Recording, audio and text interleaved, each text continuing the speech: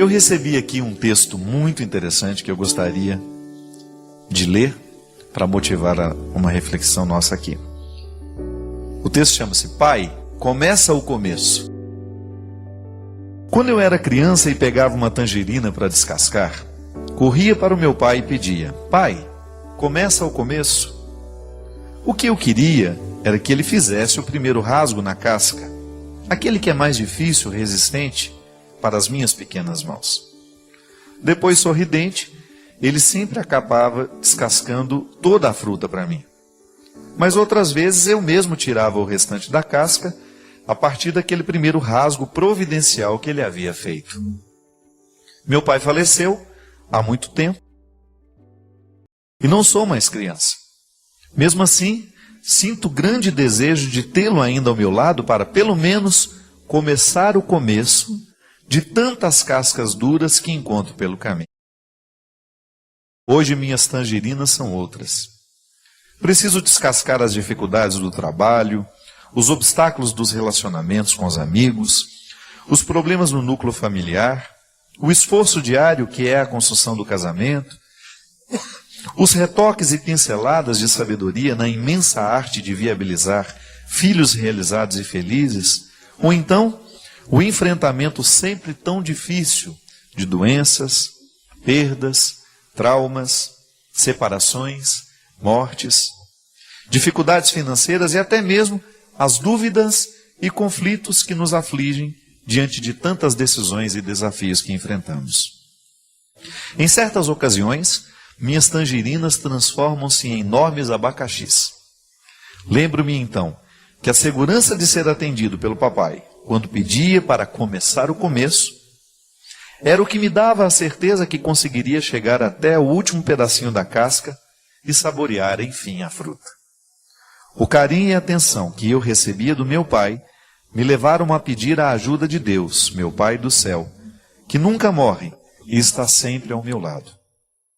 Meu pai terreno me ensinou que Deus, o Pai do céu, é eterno e que seu amor é garantia de nossas vitórias. Quando a vida parecer muito grossa, difícil, como a casca de uma tangerina para as mãos frágeis de uma criança, lembre-se de pedir a Deus: Pai, começa o começo. Não sei que tipo de dificuldades eu e você estamos enfrentando ou encontraremos pela frente na nossa vida. Sei apenas que vou me garantir no amor eterno de Deus para pedir sempre que for preciso: Meu Pai, começa o começo. Bonito, né?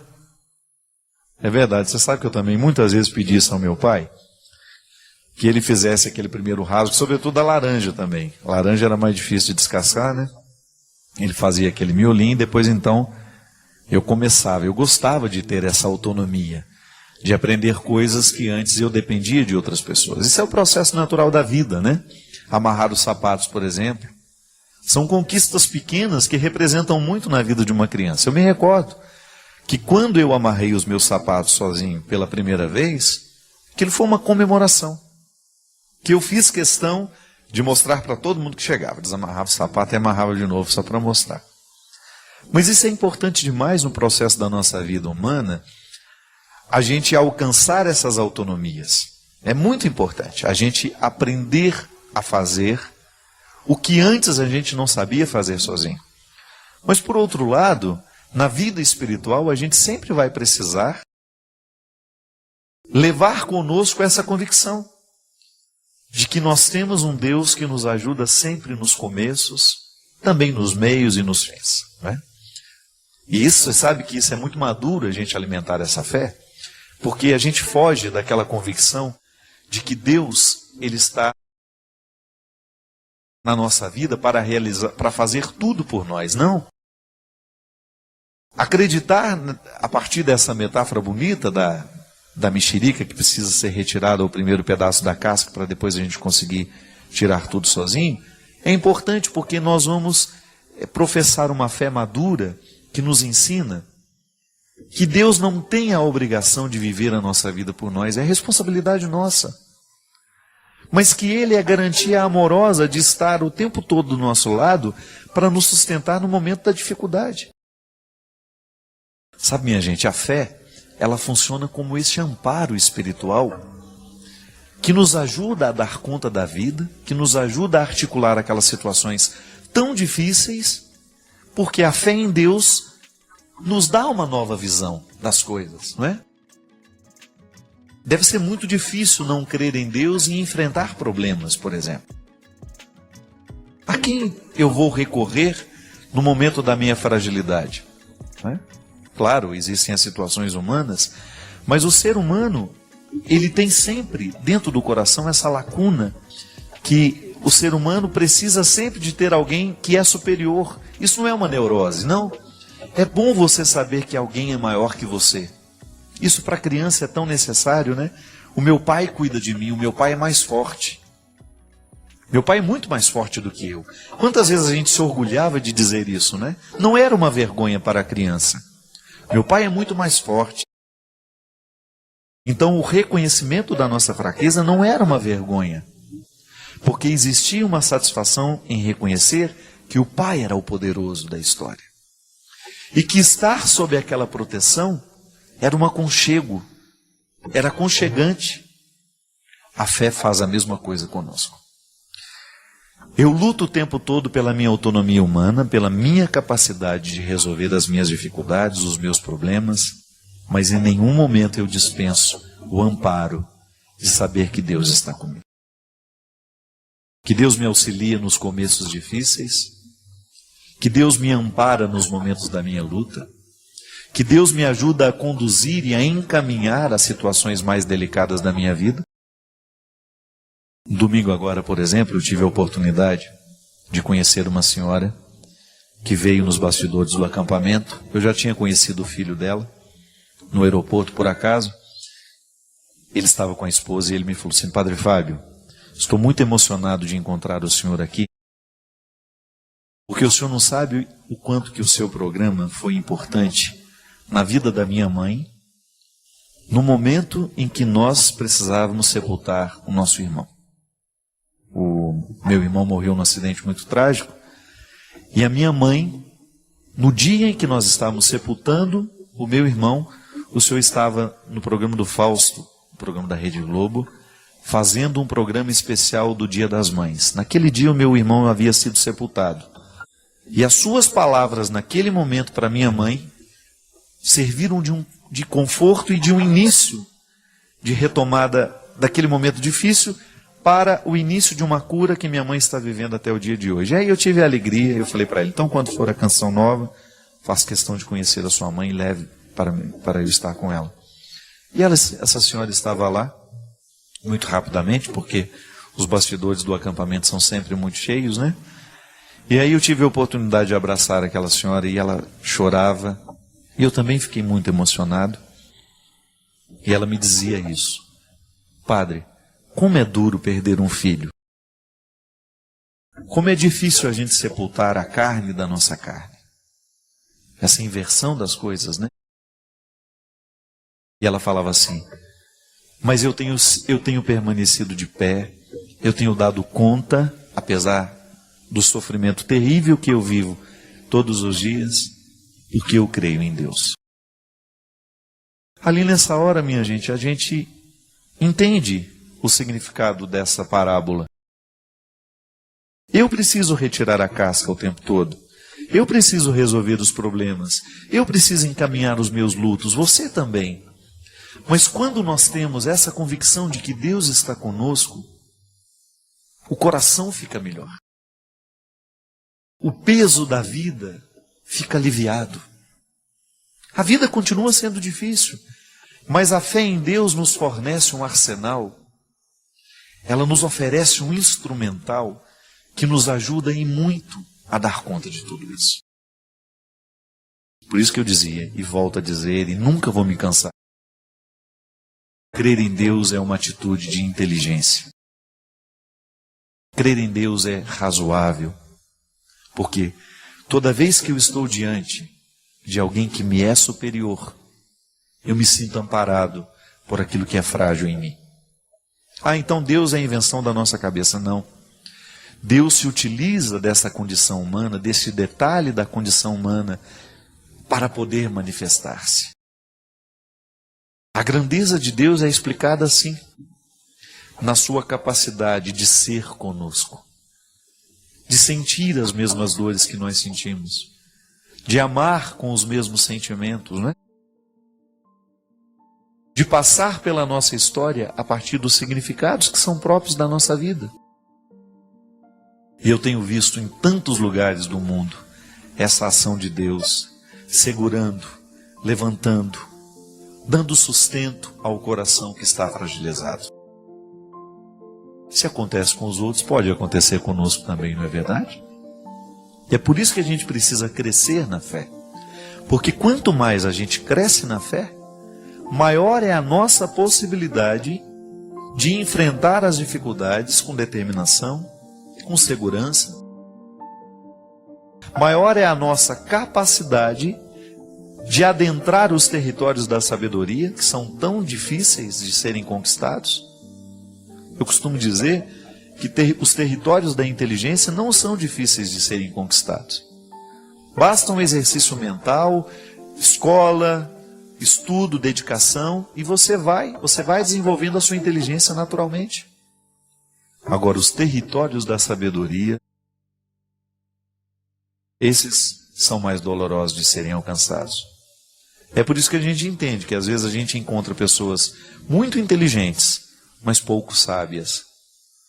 E às vezes você encontra gente pouco inteligente, sem muita instrução, não teve muita oportunidade de desenvolver a sua cognitude, né? As suas aptidões cognitivas, de inteligência, de né? de lógica.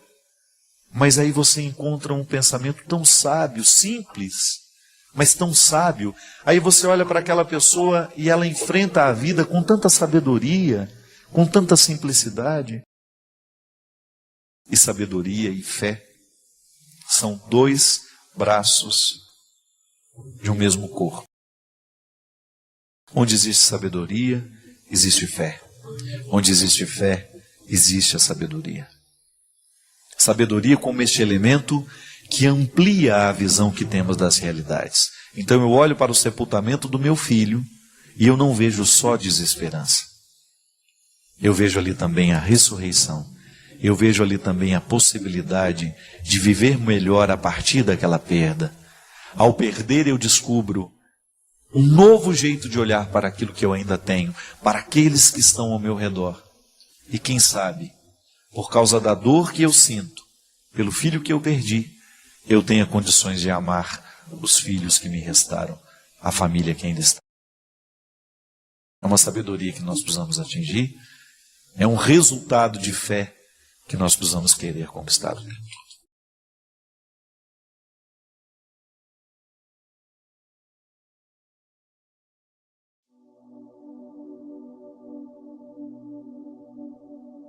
Lá de Jandaia. Vê lá o que você vai falar, hein, menino? Lá do Paraná. Também outro exemplo de superação para mim. Perdeu a família num acidente. Conta para nós. Estava voltando de São Paulo e meu filho de 3 anos, meu marido com 37, e aconteceu um acidente na Castelo Branco. E eles voaram, o carro capotou e o Nicolas morreu no mesmo dia e o Rico, meu marido, morreu no outro dia. Eles foram enterrados juntos e nem no velório eu pude ir, porque eu estava no hospital. Tive um escalpelamento. Você brinca muito com o meu cabelo, né? Você sabe. Eu perdi todo o meu cabelo, mas Deus deixou ele inteiro. Não tive esse problema, graças a Deus. Mas eu confio nele, e ele sabe disso. O tempo todo. Deus é bom. De jeito nenhum. Foi uma luta. Dia a dia. Ainda é. Eu estou em obras. Mas eu sei que não teve momento...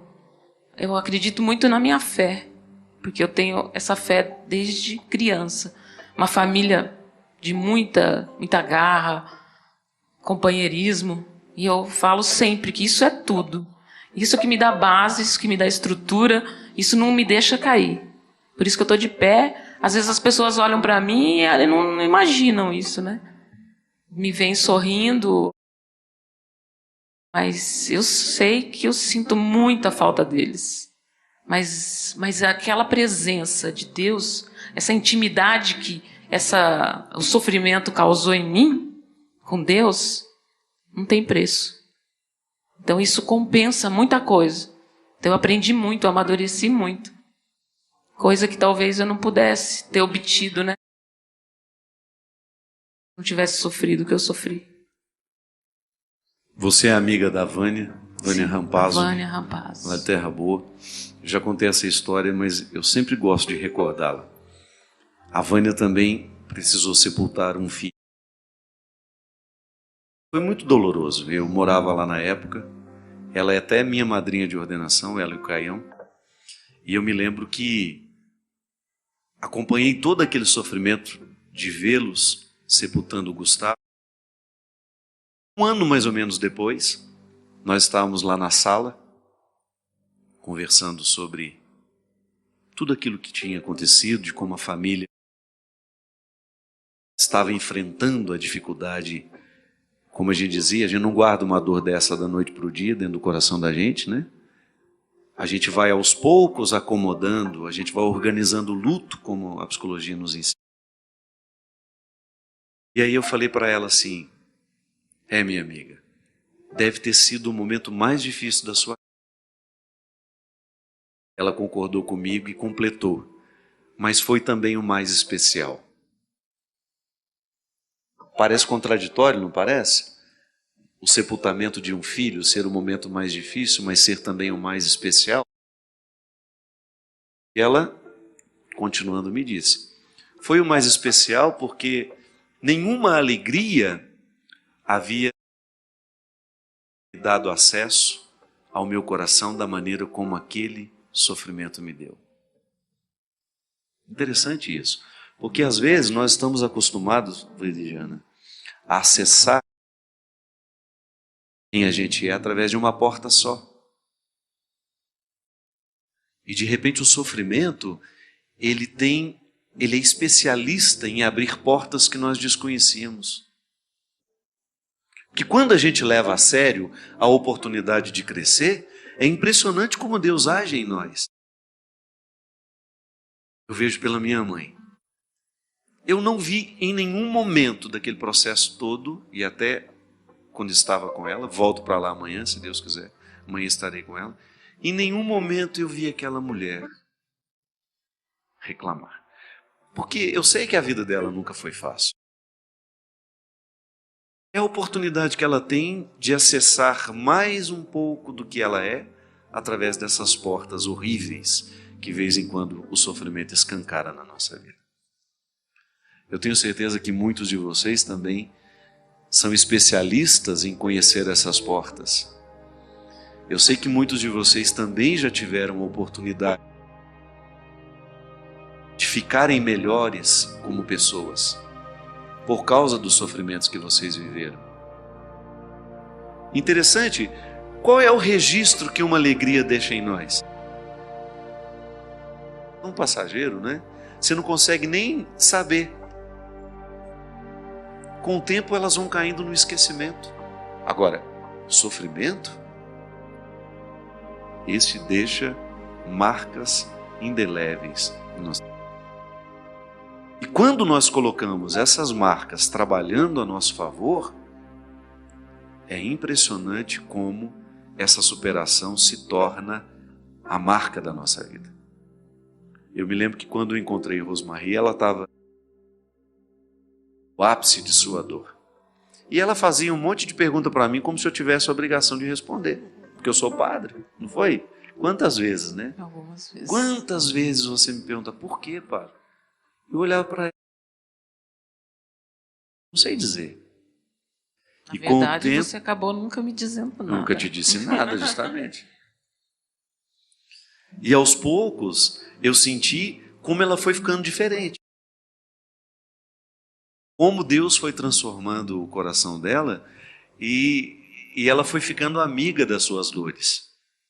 Porque isso faz toda a diferença. Quando a gente se torna amigo de nossas dores. Não é que você vai virar masoquista, não, porque você nem precisa procurar sofrimento, ele vem toda hora. Basta você levar-se a sério e a vida será difícil, será penosa. Dificuldade dia a dia. Agora, quando nós nos tornamos amigos deste sofrimento, quando a gente não rejeita essa oportunidade de sentir na carne, de sentir na alma os desconfortos das situações, a gente vai tomando decisões muito favoráveis a nós. Como vocês duas que perderam os pesos do corpo, como essas duas que precisaram perder os pesos da alma, para estar hoje mais bonito como você está. Eu até fiquei desconfiado que você fez plástica. Fez não? Você está muito mais bonita. Você se acha mais bonita, não acha? Ah, não. Acha sim, você está mais bonita. É muito mais leve. Parecia que antes ela tinha um chumbo nas costas. Chegava perto de mim e já até ficava desanimado. Era muito chumbo para carregar. Mas de repente a vida vai dando a gente a oportunidade de fazer uma triagem. Deixa eu levar o microfone. Ah, já está ali já. De fazer uma triagem, de poder ressignificar o que antes a gente compreendia de forma equivocada. E nós vamos, porque não tem como parar, tem. Tem meus olhos verdes de esmeralda. Pois é, Padre Fábio, eu também luto com ele, né? Você sabe, né? Sei perfeitamente das suas dores, das suas lutas. Mas não perde essa alegria, não, já? Não perco, não. De jeito nenhum. Arruma ter namorado na Terra Santa? Arruma ter namorado. Mas conta só rapidinho, porque nós temos pouco tempo. O que a senhora já precisou superar? Só de Deus. E muita fé, né? Deus me ouça mesmo. Inclusive, eu vou fazer até a novena da Mão Ensanguentada de Jesus para Dona Ana. E a Mão Ensanguentada de Jesus vai curar ela. Ah, muito obrigado. Você pode estar, né? Bonitinha. Mas o que mais me admira na senhora é essa alegria que a senhora oferece a todos os que passam. Ah, é verdade. É verdade. E eu sei o tanto sofrimento que tem aí dentro. Não dá nem tempo de contar. Não dá tempo. Deixamos para um próximo programa. Isso. Obrigado Fica por com ter. Deus. Uma salva de palmas para os meus convidados. Né? Que a gente não combinou nada. A gente não combinou nada, mas não pode. Se vocês estão tão próximos a nós e a gente tem a oportunidade de comunicar aos outros, porque eu já sei, aqui eu já tive a oportunidade de ouvir essas dores todas e muitas vezes. E tenho certeza que se a gente passasse para o lado de cá, ia ter mais uma infinidade de pessoas, de histórias que merecem ser contadas. Para que aqueles que nos assistem em casa também possam identificar que não estão sofrendo sozinhos. Que lá em Oswaldo Cruz tem sofrimento, né, Tereza? Tem muito sofrimento em Oswaldo Cruz, bastante. Principalmente agora, né, em 2015, foi um ano de muito sofrimento. O senhor sabe, né? Pois eu perdi meu marido em abril, está fazendo 8 meses agora, e foi muito triste porque ele era uma pessoa assim, falante, vibrante, que gostava de viver, e foi entubado, e os últimos 27 dias a gente se comunicava só pelo olhar. Ele queria falar e não foi possível falar. Foi muito triste, muito triste. Mas está aqui firme, reconstruindo a vida, dando uma oportunidade para que essa dor seja também mestra na sua. O programa está terminando, minha gente. Podia fazer outra assim, não podia? Vocês vêm? Podia fazer um itinerante, Chino. Em alguns lugares. Ô, dona Terezinha, a senhora também tem muita história bonita para contar. Viu? É a minha peregrina mais fiel. Está aqui. 326 idas à Terra Santa, 427 aos Santuários Marianos, sem contar as viagens à Disney. Vocês que nos acompanharam em casa, Gostaria de pedir desculpa, amanhã não poderei estar na celebração da missa da Fundação Dom Couto aqui em Taubaté. Com a minha mãe precisando de fato de mim. E quero agradecer a todos vocês que vieram, que participaram conosco. E quero convidar, o ano que vem, você venha participar conosco na Semana Preparando o Coração, para que a gente tenha um Natal muito especial. Obrigado. Esse programa de direção espiritual hoje foi muito especial para mim, por ter a oportunidade de ver Deus cuidando de nós.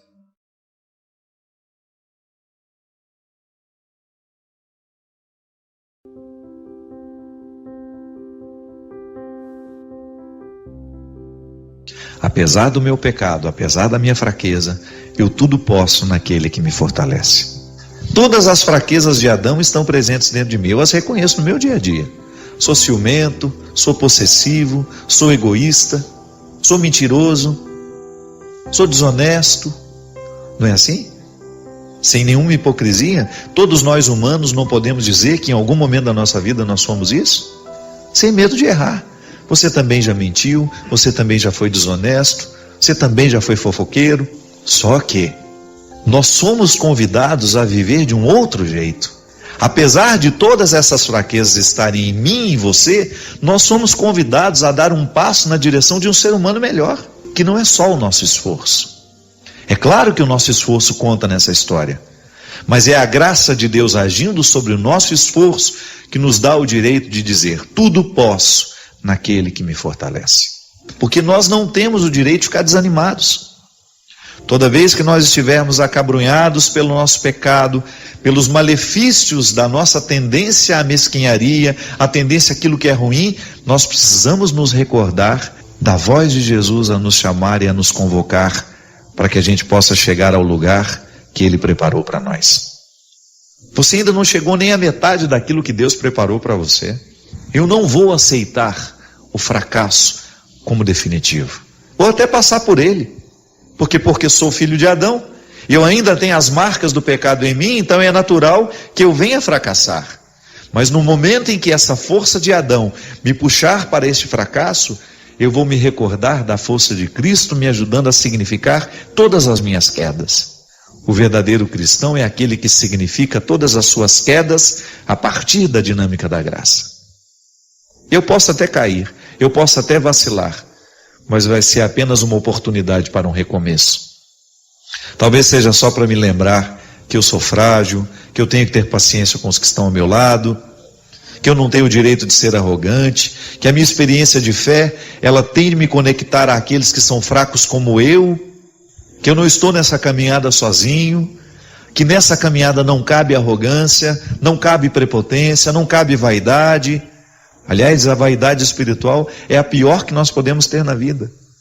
Que quando a gente olha para a experiência de Deus que nós fizemos e a gente se sente melhor que os outros por causa dela. Toda vez que eu posso naquele que me fortalece, eu tenho que poder com humildade. Esse posso aqui não é nariz empinado, não. Esse tudo posso aqui é um tudo posso totalmente radicalizado na simplicidade, na humildade. Esse tudo posso é muito diferente daquele que tem o poder e que se sente poderoso por isso, que se sente especial pelo poder que tem. Então, ao dizer tudo posso naquele que me fortalece, eu tenho que naturalmente me recordar de que a simplicidade é que me move nesse poder. E que é o serviço que me faz cada vez mais poderoso. Eu tudo posso, mas eu tenho tudo poder com simplicidade, com humildade. E assim a gente vai buscando esse lugar que Deus preparou para nós. Esse lugar de excelência, né? Esse lugar onde nós teremos a oportunidade de desfrutar o conforto de ser quem a gente é. O conforto de ser quem a gente é. Às vezes a gente passa uma vida inteira para encontrar o lugar da gente no mundo. Às vezes a gente passa muito tempo investindo em sonhos, em projetos, estudando isso, estudando aquilo, tudo porque a gente só quer isso. A gente gostaria de chegar num momento da nossa vida e poder dizer: encontrei o meu lugar no mundo, estou feliz sendo quem eu sou. Pode até você pode até ter variações, mas você sabe que você está no lugar certo. É isso que Deus faz com a gente. Quanto mais nós permitimos que Ele entre na nossa vida, maior é a clareza que Ele vai nos dando de estarmos ou não no lugar certo. E esse tudo posso, esse poder de Deus em nós, vai nos movendo para a conquista deste lugar. É como se você estivesse reforçando todo o seu sistema imunológico para você poder enfrentar todas as adversidades da vida, todas as dificuldades que são próprias da vida, para que você chegue ao lugar que Deus preparou para você. A gente encontra muita gente infeliz na vida. O que é a infelicidade? É aquela sensação de estar desperdiçando a vida do jeito errado. Muita gente assim. Por quê? Não sei, talvez pela pressa de escolher, e às vezes nem sempre escolhemos com sabedoria, por faltar profundidade na nossa maneira de olhar para a vida, por nos faltar reflexão. Muitos erros a gente comete porque nos falta reflexão. O fato é que existem muitas pessoas hoje infelizes, precisando de remédio para dormir, para acordar, para comer, para isso, para aquilo. Muitas pessoas insatisfeitas com a vida que estão levando, machucadas demais, que não estão vivendo o conforto de dizer: eu estou no lugar certo. Encontro muita gente que não está podendo dizer que já encontrou o seu lugar no mundo. Nós que somos cristãos acreditamos que o nosso lugar no mundo é aquele que Deus preparou para nós. Quando você olha para um jovem que está drogado, definitivamente não é o lugar que Deus preparou para aquela pessoa. Quando você vê alguém destruindo a vida com o álcool, não podemos acreditar que Deus tenha preparado aquela pessoa, tenha tecido aquela pessoa no ventre de uma mulher, para que depois ela desperdiçasse a vida dela com o vício do álcool, que morresse antes da hora, que matasse outras pessoas antes da hora também. A infelicidade é sim, ela pode ser um sinalizador de que nós não estamos no lugar que Deus gostaria que nós estivéssemos. É por isso que a gente sempre precisa levar muito a sério a insatisfação. Eu sempre gosto de levar a sério as insatisfações do meu coração, porque Deus me mostra muitas coisas através dessas insatisfações. Quando eu me sinto inadequado, quando eu sinto que alguma coisa está desconfortável para mim, eu preciso prestar atenção nesse desconforto, porque às vezes é a partir dele que eu reencontro o meu caminho, ou que eu começo a caminhar na direção de uma estrada que eu sei que é minha, de um lugar que eu sei que é meu. Porque todo esforço vale a pena, minha gente. Todo esforço sempre vale a pena, desde que ele nos leve ao lugar que nos foi preparado. Se eu tenho que caminhar 1000 quilômetros na direção de um lugar que eu quero chegar, que ótimo. Eu vou tolerar os 1000 quilômetros. Agora, se eu tiver que caminhar 100 quilômetros na direção de um destino que eu sei que não é o que eu quero, vai ser muito mais penoso. É aí que você pode ver se há felicidade no seu processo de busca. Porque a estrada também é um lugar. Quando a gente vai viajar, quando a gente prepara férias, até o deslocamento já é satisfação, não é? É bom ir, desde que você esteja indo para o lugar certo. Se você não está indo contrariado, se você fez a escolha correta, se você estudou bem o lugar do seu descanso, então você vai com uma disposição muito maior. Na vida é a mesma coisa. Se eu estou colocando o meu empenho na direção de uma estrada que não é minha, de um destino que não é meu, é claro que a infelicidade vai se manifestar. É por isso que você precisa abrir bem os olhos para identificar se você está satisfeito sendo quem você é. Se está valendo a pena andar na estrada que você escolheu andar. E nunca é tarde para mudar, viu? Nunca é tarde para a gente acordar a nossa consciência para o sonho que Deus tem para nós. Porque você tem de viver esse poder. Volto a dizer, não é o poder da arrogância. O poder de Deus na nossa vida é esse que nos fortalece e que nos dá o direito de dizer que nós tudo podemos naquele que nos fortalece. É o poder da simplicidade, da humildade, do desprendimento, da pureza de coração. Deus fica grandioso no coração que é puro. Irmã Dulce, uma baiana, né, uma mulher que fez uma revolução lá, naquele lugar onde ela viveu, com as pessoas com quem ela conviveu. Que mulher grandiosa, sem nunca ter sido arrogante. usando sempre a mesma roupa, tendo sempre o mesmo aspecto, sempre apresentou uma novidade ao mundo. Por quê? Qual era a novidade que ela trazia? Era a roupa nova que ela usava? Não. Era o cabelo novo que ela apresentava para a mídia? Não. O que Irmã Dulce apresentava de novo ao mundo era um coração incansável, uma capacidade de amar os pobres incansável, uma capacidade de apresentar Jesus de maneira concreta, uma capacidade imensa de polvilhar o chão por onde passava com as palavras de Jesus e de convencer aqueles que estavam perto dela de fazerem o mesmo. Teresa de Calcutá, que mulher grandiosa, uma alma onde não cabia um dedo de arrogância, uma mulher que você nunca viu gritando desaforo para ninguém. Ela foi profética com a sua simplicidade, com o seu amor, com a sua generosidade. Essa mulher é revolucionária. Essa mulher soube viver o poder que Deus lhe deu. Ela tudo pôde naquele que lhe fortaleceu. Sem arrogância, sem muitos alardes, ela fez a revolução. E continua fazendo através daqueles que a seguiram. Porque o carisma não morre. É impressionante, onde Deus age de verdade no coração de uma pessoa, aquele carisma não morre. Sabe por quê? Não coube nele.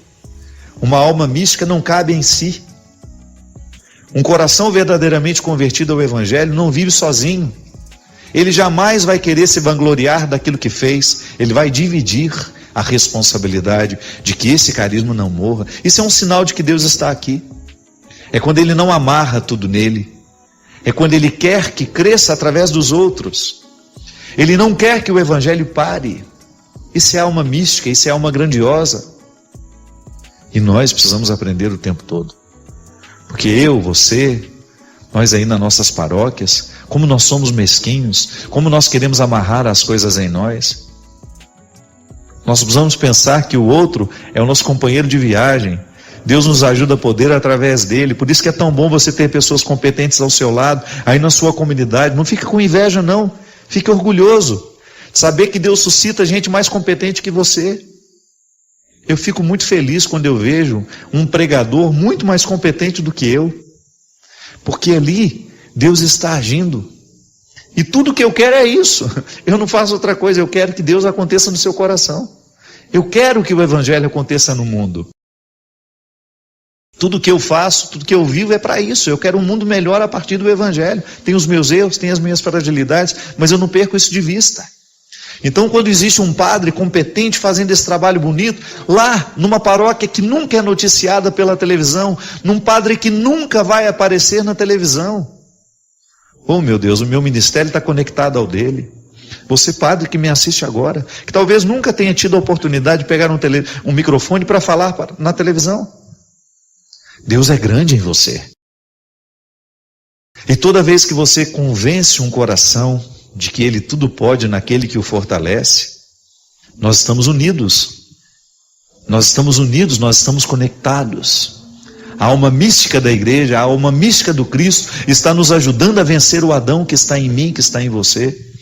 Quando você, feliz pelo resultado alcançado, não se vangloria, mas deita a sua cabeça no travesseiro, feliz, satisfeito, saber que a missão está sendo cumprida, e você renova dentro do seu coração o compromisso de amanhã fazer ainda mais um esforço para que o Evangelho aconteça no coração do mundo. É aí o poder de Deus, o lugar, esse lugar privilegiado, o coração de Deus, acontece de maneira muito natural em nós e através de nós. Então podemos experimentar o poder que não nos deixam grandiosos, o poder que não nos deixa grandiosos, mas o poder que nos simplifica, o poder que nos aproxima, o poder que nos torna partícipes de um mesmo mistério, o poder que nos torna irmãos.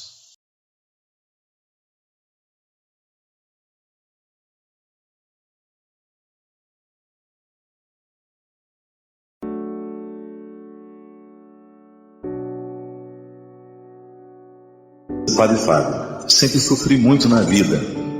Na escola, no meu grupo de amigos, sempre fui muito ridicularizado. talvez pelo meu porte físico, que dificultava sempre as minhas atividades no esporte, as minhas atividades com os meus amigos. E mesmo tendo emagrecido muito, ainda continuo sofrendo do mesmo jeito. Como é que posso me livrar deste papel, Padre? Cansei de ser o bobo da corte e hoje sinto que estou ficando solitário à medida em que não me disponho a cumprir mais o papel que antes eu cumpria.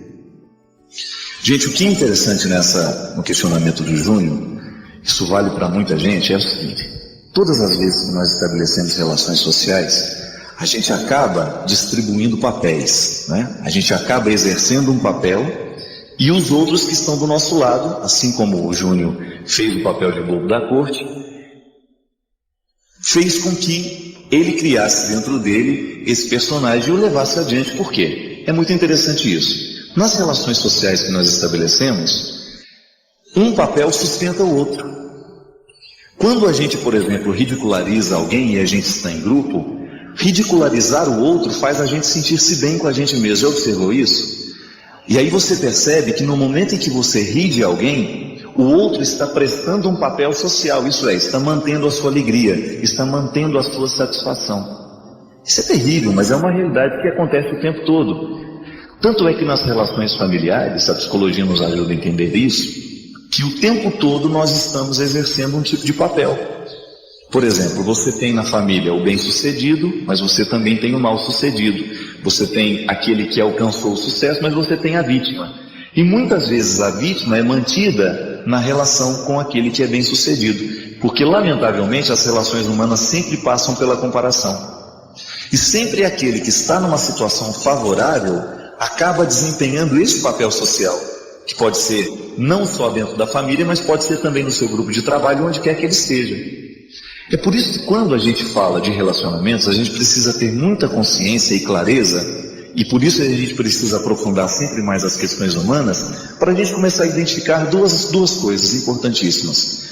Qual é o papel que eu presto nas relações? Como é que as pessoas me interpretam? E depois, como é que eu permito que elas me interpretem? Porque uma coisa é você ser ridicularizado uma vez e você aceitar. Outra coisa é você ser ridicularizado a vida inteira e isso tornar-se importante para você manter o vínculo com as pessoas. E muitas vezes a vítima é mantida assim. O bem-sucedido faz questão que a vítima esteja sempre do seu lado, porque é o melhor jeito que ela tem de se sentir bem-sucedida. Como é que uma pessoa vai se sentir bem-sucedida se ela não estiver se comparando com alguém? Não é verdade? E às vezes essa comparação, ela acontece o tempo todo e a gente não percebe que está acontecendo. Dentro de casa, por exemplo, Júnior, não é só na sua relação com seus familiares, com seus amigos, o tempo todo você também presta um papel social. Agora, meu amigo, você precisa tomar cuidado, porque você é que está permitindo que esse personagem vá adiante. E é você que o criou e é você que terá que destruí-lo. Não são os seus amigos que vão mudar em relação a você, mas é você que tem que mudar, primeiro, diante de você mesmo. Como é que você se interpreta?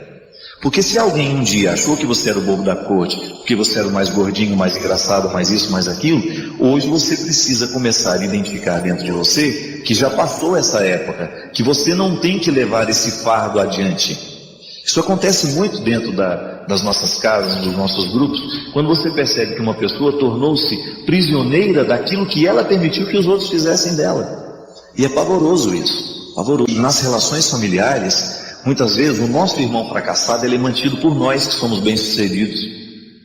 Porque no momento em que nós alimentamos a relação de dependência, então eu cuido dele o tempo todo, eu dou tudo aquilo que ele não tem, eu faço de tudo para que ele se sinta um pouquinho melhor naquele fracasso que ele está vivendo, eu acabo mantendo-o no fracasso. E é por isso, aí a gente entende um pouquinho aquilo que a gente diz, que pai que fica bajulando demais os filhos, dando tudo o que eles querem, protegendo-os da vida. Uma coisa é você educar para a vida e para a coragem, outra coisa é você proteger o filho o tempo todo, impedindo que ele cresça. O que você faz é justamente isso, você cria já um filho fracassado, porque você não o prepara para as dificuldades da vida. Então fica aquela relação de criar dentro do filho um personagem, que é o filho que você queria ter, um filho sempre preso a você, um filho sempre dependente. Não é para isso que a gente tem que educar os filhos da gente. A gente tem que tomar muito cuidado para a gente identificar qual é o papel social que nós estamos exercendo dentro de casa e fora de casa. Isso é uma questão de conduta, de você descobrir se aquilo que você vive, de fato, é o mais honesto que você pode viver. Ninguém nasceu para ser bobo da corte. E nós, muito facilmente, elegemos esses bobos da corte, né? Porque a gente precisa deles. A gente precisa ter sempre o ridículo do nosso lado. E aí, a gente tem que tomar cuidado. Inclusive, gente, dentro do seminário isso é muito comum. O lugar onde a gente é educado, posso dizer, que vivi a vida toda no seminário. A gente corre o risco de ter sempre aquele mais bobinho, que todo mundo faz de mais bobinho, e vai ficando mais bobinho, mais bobinho, mais bobinho. O tempo passa e ele não aprende a não ser outra coisa, senão não ser o mais bobinho. É um crime que a gente comete com eles, porque quando a gente permite que uma pessoa esteja cumprindo esse papel, é aquele bonzinho que todo mundo faz dele o que quer, não significa que a gente vai extrair a bondade dele, não, e retirar, seja mal agora, não é isso. Significa que nós vamos dizer e lutar para que ninguém seja limitado a ser apenas este bobinho. Não. É disponível, mas também não será bobo de todos, né? É aquele que vai ficar sempre disponível, mas então vamos descobrir um jeito de fazê-lo crescer a partir dessa disponibilidade para que isso não se torne um fardo para ele com o tempo. Isso é muito natural acontecer. Realmente você precisa tomar consciência daquilo que você permitiu que os outros fizessem com você. E não é esperar que os outros mudem não, meu filho. Ninguém vai mudar, tá bom? O papel que você exerceu já está decorado por eles. Quem tem que mudar o roteiro do filme, da história, é você. Porque na sua vida, quem manda, quem é o diretor, quem é o escritor, o roteirista, é você. Só Deus sabe. Só Deus sabe o quanto que eu me refaço, o tanto que eu fico mais inteiro através deste programa, através de tudo que Deus já me permitiu viver aqui nesse território, através de vocês que me recebem em casa, e toda quarta-feira me dão a oportunidade de ser padre, de poder partilhar a minha vida, de poder refletir a vida dos outros aqui de uma maneira respeitosa, tornando-a matéria-prima da nossa evangelização. Aí volto à música, o porquê de estar dizendo tudo isso, né? Seja o meu melhor amigo. Isso me comove. E eu acho que esse é o maior desafio que eu vivo como homem e também como padre. Porque eu quero que Jesus seja o meu melhor amigo, sim. Porque eu aprendi que se eu estiver próximo a Ele, ser melhor amigo dele, eu vou respeitar o que Ele me pede, porque a gente trata um melhor amigo assim. Sobretudo quando você sabe que o seu melhor amigo é muito melhor que você. Quando ele tem muito mais lucidez que você. Quando ele tem muito mais história que você. Ele é meu melhor amigo. Eu quero ficar parecido com ele no meu dia a dia, porque eu acredito que a qualidade do meu ministério depende dessa semelhança. Eu quero ter a mesma disponibilidade que ele teve. Eu quero viver parecido com ele na sua capacidade de amar, na sua capacidade de acolher as pessoas. E poder dizer para ele todos os dias, em todos os momentos da minha vida, Senhor, eu estou aqui. E se o Senhor precisar deste pobre homem hoje, age através de mim, age através dele. E seja o meu guardião. Me proteja de todos os males, me proteja de todos os excessos, me proteja de tudo aquilo que pode retirar a minha inteireza, me proteja de todos aqueles que não me amam do jeito certo, me proteja de todos aqueles que de alguma forma querem banalizar quem eu sou e a riqueza do ministério que o Senhor me confiou. Faço essa partilha porque essa alegria que hoje me invade, essa alegria que hoje me convoca, alegria é sempre uma convocação, né? Eu quero repartir com você para que você também sinta-se convocado por ela. Pela alegria que brota de ser amigo de Jesus. Eu sei que às vezes a gente compreende a religião como obrigações, né? Como situações que nos obrigam a fazer isso, a fazer aquilo. Não, esqueça isso. Nós aqui na Canção Nova queremos vivenciar e experimentar isso na nossa vida e depois convencer aqueles que nos assistem aqueles que nos leem, aqueles que nos escutam, que ser amigo de Jesus não é um fardo, pelo contrário, é um privilégio. E que ter Jesus como melhor amigo é uma garantia de que nós seremos bons amigos dos outros também. Porque toda vez que nós fazemos a experiência de ter Jesus como o melhor amigo nosso, nós ficamos mais atentos à maneira como nós somos amigos dos outros. Eu sei que neste tempo tão marcado pela falta de confiança, pela falta de fidelidade, né? Às vezes eu encontro tanta gente traída, machucada, confiou em alguém, e aquele alguém em quem ela confiava traiu a confiança, não foi fiel, contou aquilo que era tão particular, aquilo que era segredo sagrado, né? Segredo sagrado, bonita a junção das duas palavras, né? Banalizou o sentimento. Eu sei que neste tempo onde nós estamos tão à mercê da violência do outro, não estou falando da violência física, não. Estou falando da violência que invade, que atenta contra aquilo que é sagrado para nós. Tantas pessoas estão hoje sendo violentas contra os valores que nos fazem pessoas. Ter essa mística. Eu sei que as pessoas vão nos trair. Mas se a gente for melhor amigo e deixar que Jesus seja o nosso melhor amigo, eu digo agora e quero dizer isso sempre, o meu melhor amigo é Jesus. Porque é Ele que me salva todos os dias, é Ele que me reconcilia, é Ele que me recebe de braços abertos, mesmo estando eu tão ferido, tão machucado, tão pecador. E quero que Ele seja o meu melhor amigo. Como? Eu quero que Ele seja a minha referência o tempo todo.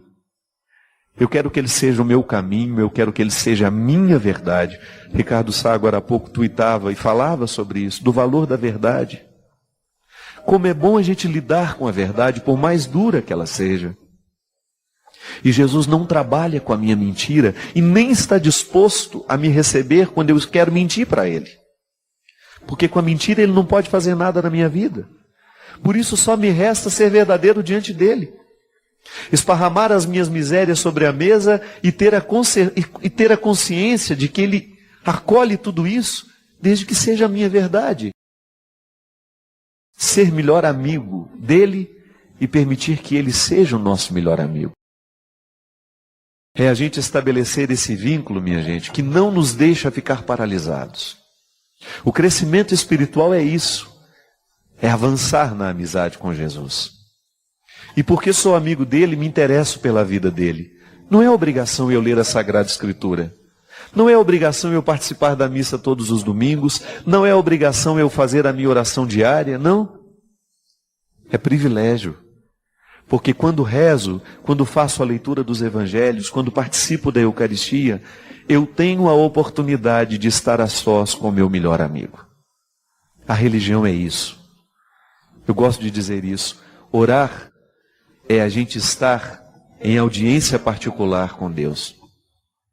É a gente ser recebido em audiência particular por aquele que tudo sabe de nós. E ali, naquele momento de intimidade, a gente ter a oportunidade de partilhar o nosso coração, de partilhar as nossas dificuldades e de entregar a Ele, na certeza de que Ele não vai banalizar, nem tampouco desconsiderar o que nós entregamos a Ele. Porque o melhor amigo, o verdadeiro amigo, sabe nos respeitar. E eu gostaria de lhe convidar neste programa, e a partir deste programa, você também trazer a mística dessa amizade com Deus. Crescer na fé é você crescer na amizade com o Senhor. Orar é você estabelecer oportunidades de crescimento no Senhor. E tudo aquilo que nós fazemos, porque a religião nos propõe, não é outra coisa senão dar passos na direção do amadurecimento dessa amizade.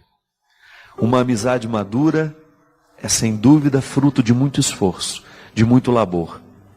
A gente não fica amigo íntimo da noite para o dia. Pode até ter facilitadores, a gente tem muita coisa em comum, mas a confiança é um elemento que se dá aos poucos.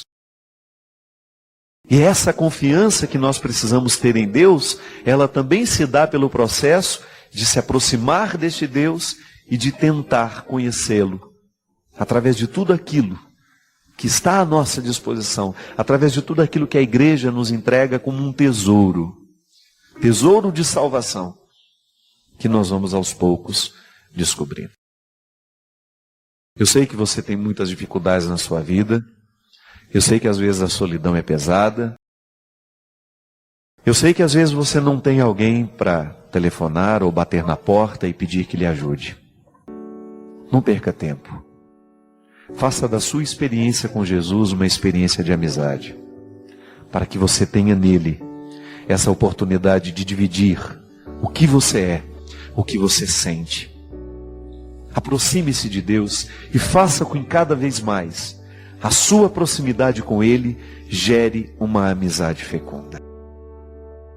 Para que você também tenha o direito de cantar essa música, quem sabe todos os dias, ainda que seja um trechinho dela, e implorar e solicitar para que o seu processo de fé saia da esfera da obrigação e entre na esfera do direito, do privilégio.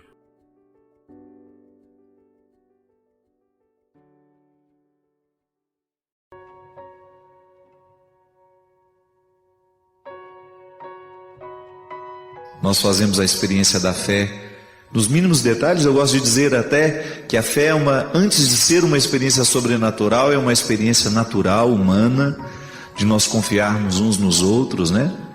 É interessante a gente identificar que a confiança que nós temos na mãe, no pai, nas pessoas que são mais próximas, isso nos ensina depois, um dia, termos condições de ter uma fé mais elaborada. Mas antes da fé em Deus, a fé nas pessoas. É aquele gesto que nos tranquiliza de saber que nós não estamos sozinhos e que poderemos dar os primeiros passos, aprender as primeiras coisas mais difíceis para nós, porque a gente sabe que tem alguém que nos ama e que nos socorre naquele momento em que nós estamos em processo de aprendizado. É interessante porque a fé, ela nos contextualiza no tempo a partir de esperanças. Eu sempre gosto de refletir a fé amarrada na esperança. Fé e esperança. Dois pilares que sustentam todo cristão, todo crente, ouso dizer, não só nós cristãos. E a experiência de fé, ela é fundamental na nossa vida. Por isso o Papa nos convida a viver o ano da fé. Um ano de entrega, de confiança, não é verdade? E eu fiquei pensando de como que nós podemos viver isso. Como que isso pode repercutir na nossa vida. Como é que nós podemos entrar dentro da mística do ano da fé que a igreja nos convida a viver? Justamente assim. Descobrindo que viver essa experiência em Deus é trabalhar cada vez mais a fé sobrenatural que nos ajuda a viver depois a fé nas pessoas. Isso é importante demais, minha gente, a gente ter essa consciência. Que a fé que nós fazemos, a experiência de fé que nós fazemos com Deus, ela tem que se desdobrar também na fé que nós temos nas pessoas. Mesmo que a vida fica mais feliz, né? Quando nós temos fé no outro. Eu acho que o amor humano é uma experiência de fé, é uma experiência de esperança. E gosto muito de compreender esse processo de Deus na nossa vida, nos ajudando e nos encaminhando cada vez mais para uma harmoniosa convivência com os irmãos. Portanto, o grande fruto que eu gostaria de colher neste ano de fé é crescer na minha capacidade de crer em Deus e também na minha capacidade de crer nas pessoas. Porque a gente sabe que muitas vezes o mundo, por causa da crueldade que está tão evidente, né? Às vezes eu fico pensando que o mundo sempre foi cruel. É que hoje nós temos os meios de comunicação que nos ajudam a chegar mais perto dessa crueldade. Os crimes são muito noticiados e isso acaba gerando muita mídia. Os horrores do mundo, né? Em outros tempos não. Os crimes que aconteciam lá na Bahia, somente as pessoas que estavam mais próximas ali, as cidades mais vizinhas, é que ficavam sabendo. Hoje, com esse mundo globalizado, você tem o contato com os crimes do mundo inteiro. Isso acaba gerando no coração humano uma descrença. Não é uma descrença em Deus. Também pode ser. É claro que muita gente, por causa de uma imaturidade de fé, acaba fazendo uma leitura assim. Se o mundo está tão cruel, se existem tantas coisas ruins acontecendo, Deus não existe. E não é bem assim. Mas ali, antes de perder essa fé em Deus, a gente perde a confiança no outro ser humano. Isso é muito ruim. Isso é muito danoso para a nossa vida. A vida fica insuportável quando nós perdemos a fé uns nos outros. Por isso que no ano da fé, o Papa nos convida a reavivar dentro de nós, como dizia São Paulo, os carismas, né? De maneira especial, reavivar a fé. E no momento em que reavivamos a nossa fé em Deus, queremos reavivar também a nossa capacidade de crer nos outros. É interessante, minha gente, porque quando nós reavivamos a nossa capacidade de crer no outro, a gente se afasta um pouco dessa nossa facilidade de fazer julgamentos, né? É tão ruim quando você percebe que às vezes eu identifico muito isso em mim. Às vezes eu nem sei quem é o outro, mas tenho um pré-julgamento que fiz por causa de uma visão de superfície.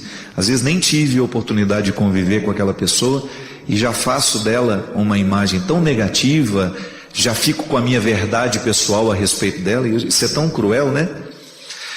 Isso é falta de experiência de fé, porque eu gosto de partir do princípio que o outro é bom, ainda que eu venha me decepcionar depois. Mas isso para mim é cristianismo, é um fator de conversão que eu pedi a Deus desde pequeno. Eu quero acreditar nas pessoas. Se depois eu me decepciono com elas, é outro caso, mas a minha parte eu quero viver. Eu acho que nós temos duas formas de viver o cristianismo. Uma primeira que é relativizando os compromissos que Ele nos dá, e a gente viver um cristianismo de aparência. A gente vive até confortável. Você acha que está fazendo tudo certo, que você tem o direito de duvidar, que você tem o direito de julgar. E existe uma outra forma de viver o cristianismo, que é mais despojado, que é você viver essa liberdade interior, de deixar que o mundo seja o mundo, que as pessoas sejam as pessoas. E a partir disso você confiar que aquilo que está acontecendo é o que pode ser. E que por trás de tudo isso existe, no fundo, uma pessoa querendo acertar, querendo se dar bem, querendo acontecer do jeito certo. E essa confiança, neste primeiro momento, é fundamental para que a gente se sinta coerente, né? O outro se aproxima de mim, claro, tem as leis da simpatia, da antipatia, mas eu vencer isso, para poder ter a oportunidade de chegar perto do outro e conhecê-lo de verdade. Vocês me ouviram falar e testemunhar aqui no último programa das grandes alegrias que eu vivi na Terra Santa. E eu posso dizer para vocês que um dos motivos que Deus me fez chegar até Israel com aquele grupo que estava comigo era quebrar alguns preconceitos que eu tinha em relação a algumas pessoas que estavam ali.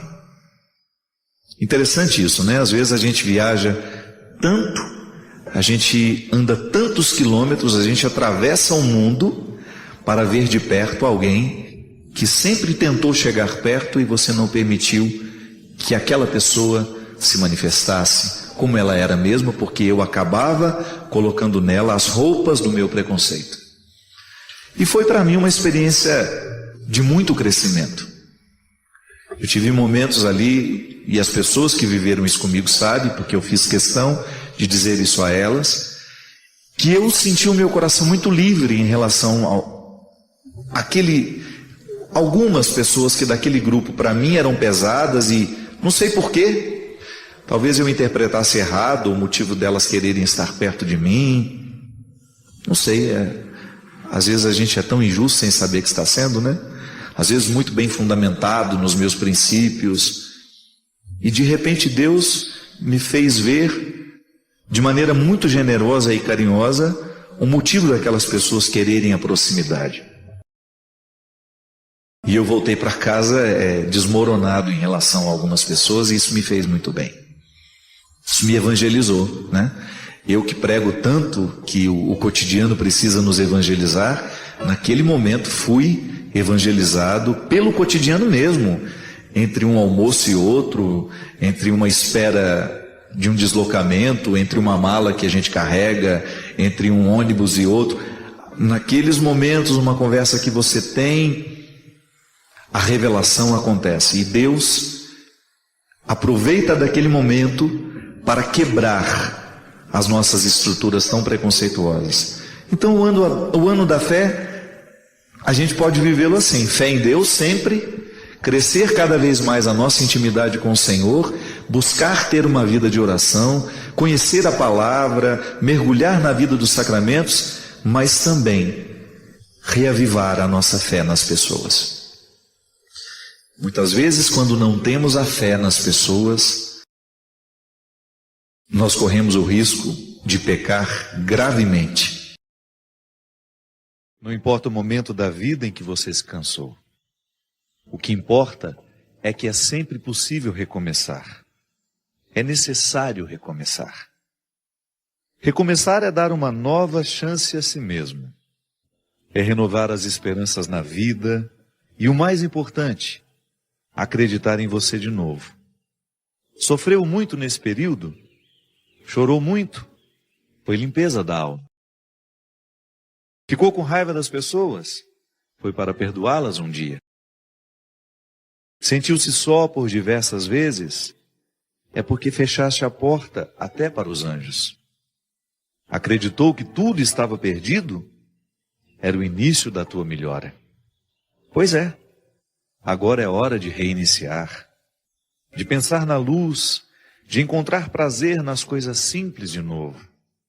Que tal um corte de cabelo arrojado, diferente? Um novo curso? Ou aquele velho desejo de aprender a pintar, desenhar, dominar o computador, ou qualquer outra coisa? Olha, quanto desafio!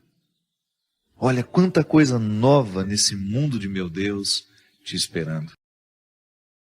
Está te sentindo sozinho? Besteira? Tem tanta gente que você afastou com seu período de isolamento. Tem tanta gente esperando apenas um sorriso teu para chegar perto. Quando nos trancamos na tristeza, nem nós mesmos nos suportamos. Ficamos horríveis. O mau humor vai comendo o nosso fígado até a boca ficar amarga. Recomeçar. Hoje é um bom dia para começar novos desafios. Onde você quer chegar? Ir alto? Sonhe alto. Queira o melhor do melhor. Queira coisas boas para a vida. Pensando assim, trazemos para nós aquilo que desejamos. Se pensamos pequeno, coisas pequenas teremos. Já se desejamos fortemente o melhor e principalmente lutarmos pelo melhor, o melhor vai se instalar na nossa vida. E é hoje o dia da faxina mental.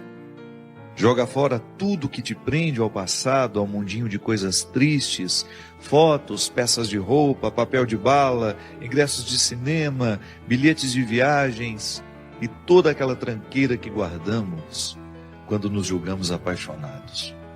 Jogue tudo fora, mas principalmente esvazie seu coração. Fique pronto para a vida, para encontrar de novo o amor. Lembre-se, somos apaixonáveis. Somos sempre capazes de amar e ser amados. Amar muitas vezes, muitas pessoas. Afinal de contas, nós somos o amor.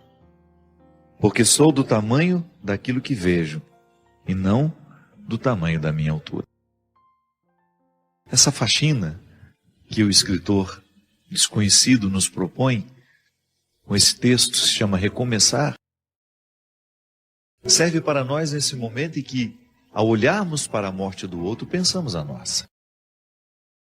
Na filosofia a gente aprende que a única forma que a gente tem de experimentar a morte, antes de morrer, é claro, né? Porque a morte é o acontecimento que nós vamos, de fato, saber o que é morrer é no momento que a gente morre. Não há uma outra forma de experimentar a morte pessoal senão morrendo. Então, como isso vai ser o ato definitivo, eu antecipo essa experiência quando eu olho para aqueles que morrem ao meu lado. E de alguma forma nós nos olhamos naquelas pessoas que se foram. É uma maneira que eu tenho, que você tem, de olhar para a sua morte, é naquele que morre. É um impacto sobre nós. A morte dos outros nos impacta. E ao olhar, ao sentir esse impacto, é natural que você também passe a sua vida limpa. Que todos nós queremos ser felizes. Às vezes não somos felizes é por causa das escolhas erradas que a gente faz. E quando eu falo de felicidade, eu não estou falando de ausência de problemas. Essa é utópica, essa não existe. Eu estou falando da possibilidade de nós vivermos confortáveis em nós. De você olhar para a vida que você está vivendo e você ficar satisfeito com o resultado que você está tendo. Isso é possível. A nossa vocação é essa. Não é ter uma vida extraordinária. Porque às vezes a gente olha para as pessoas famosas, né?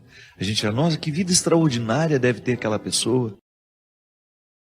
Nada. Os palcos não são eternos. Aquele astro do cinema que você vê brilhando na tela, olha o que aconteceu com ele. Um homem que ganhou Oscar, um homem que ganhou inúmeros prêmios ao longo da sua vida e de repente não consegue administrar a infelicidade do momento, ou não soube administrar o sair de cena, porque isso também é perigoso. Ninguém está livre de perder o sentido da vida. E eu particularmente penso que pode ser para mim e para você uma oportunidade de nós revermos o que estamos fazendo na nossa vida. Às vezes a gente corre demais, às vezes a gente se expõe a um contexto de tanta necessidade, que a gente acaba morrendo antes da hora. Talvez esteja numa época em que as pessoas precisarão simplificar as suas vidas. Que quanto mais a gente pode, mais complexo a gente fica. E quando somos muito complexos, a gente se perde no contexto das escolhas, a gente tem dificuldade de encontrar o que é essencial. Porque aquele que pode muito, ele corre o sério risco de não escolher o que ele realmente precisa. Porque entre aquilo que a gente pode e entre aquilo que a gente realmente precisa, há uma distância muito grande. São muitos os excessos que nós alimentamos como prioridade, como algo inadiável. Urgente é viver, minha gente. Urgente é voltar para casa, encontrar os filhos que a gente tem. Urgente é amar. E às vezes essa urgência, porque a gente quer chegar, nós somos capazes de parar hoje e esperar ali algumas horas, porque isso é urgente. Às vezes a gente confunde, né? Urgência não é você correr para chegar. A urgência é você querer chegar. Então, às vezes, porque eu quero realmente chegar, eu vou precisar dormir algumas horas para que eu tenha condições de chegar bem. Não me expor ao risco desnecessário, porque a vida já tem riscos demais. Aí por amor, como dizia o poeta, né? O escritor, o amor não desiste de nós. A gente pode até desistir dele, mas se tem uma coisa que você nunca vai perder na vida, é a insistência do amor por você. Ele quer abrigar o seu coração, porque nós somos feitos para isso. Pode observar, os momentos em que você mais foi feliz na vida, foi o momento que você amou intensamente. Não foi o momento que você ganhou dinheiro, não foi o momento que você fez sucesso. Mesmo porque o dinheiro e o sucesso, essas coisas só têm sentido se você tem pessoas que te amam ao seu lado. Jesus já falava isso, que o dinheiro só tem sentido se for para gastar com as pessoas que nós amamos. Então de nada vale você ter construído toda uma estrutura se lhe faltam pessoas que ajudem a significar essa estrutura construída. Isso é urgente. É você administrar a sua vida para que você tenha condições de estar mais tempo ao lado dos que você ama. Porque é assim mesmo. Chega um momento em que você descobre que o essencial, o que realmente importa, se opõe muito ao jeito como nós vivemos. É que, na verdade, a sociedade de consumo nos coloca dentro de um movimento que a gente não sabe onde vai parar. Então você vai incrementando a sua vida de um jeito. Uma casa aqui, uma casa ali, um apartamento aqui, isso ali, 2 carros. E você vai multiplicando o seu gasto e você vai perdendo o direito de desacelerar. Ou então as pessoas que são dependentes de você. Às vezes é assim mesmo. É tanta gente que depende de nós que a gente não tem o direito nem de adoecer. Aí é a hora de você distribuir as responsabilidades, né? Olha, o bem-sucedido, né, de uma casa, você corre o risco de viver a vida inteira sendo aquele que vai suprir as necessidades de todos. Porque todo mundo olha para ele como se ele tivesse a obrigação de dar conta da vida financeira de todo mundo dentro daquela casa. Volto a dizer, tem de fazer a gente pensar na qualidade de vida que nós estamos tendo. Não dá para desperdiçar a vida assim, minha gente.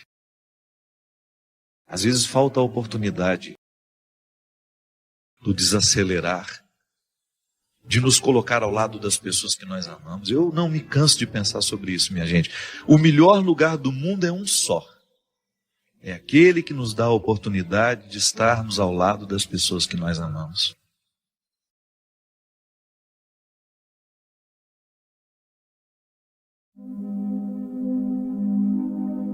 Apoie o nosso trabalho. Like, inscrição e compartilhamento. Coloque o seu pedido de oração nos comentários.